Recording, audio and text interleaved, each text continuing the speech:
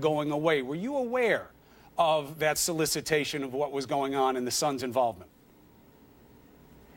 Look, they're all going to do whatever they need to do under the law to comply with what's our major changes to their family and to their family's business, and certainly to their father's status as President of the United States. But I think we should go back and look at what Don Jr. and Eric have done and wanted to continue to do, which is raise money for charities. The Eric Trump Foundation is 10 years old.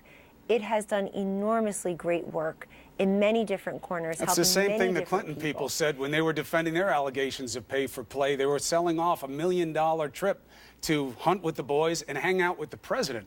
That sounds like paying for access. I don't know how they're the same.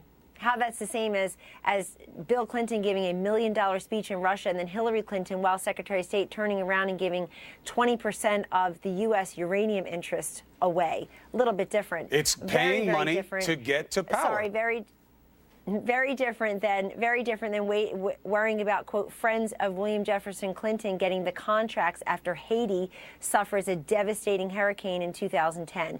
Very different than allowing foreign governments to come into the State Department like it's some concierge for money. So paying $1 million to hang out with the president's okay? I didn't say that. I'm answering. I know you're not answering it. You're answering it by going after the Clintons. I'm saying, what's your answer?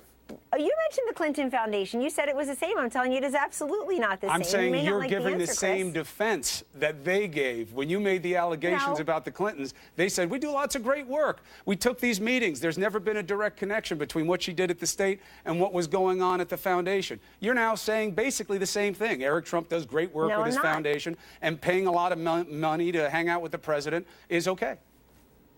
When you let me know that Eric Trump's foundation took $100 million or so from Saudi Arabia, which doesn't treat women and girls the way we treat women and girls here, then we'll talk.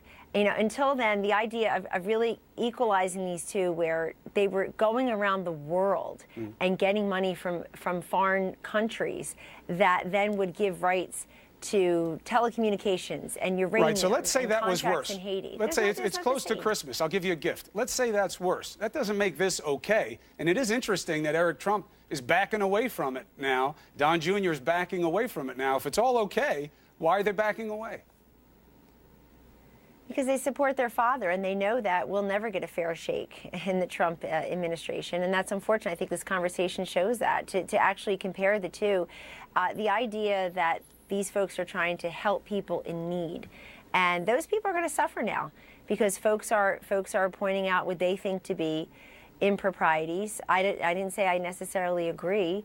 I just think that they will always do the right thing. I know them well. They will always do what they perceive to be the right thing, regardless of whether who has a comment about it and who doesn't have a comment about it. That shouldn't even come into play. What comes into play is legalities and appearances.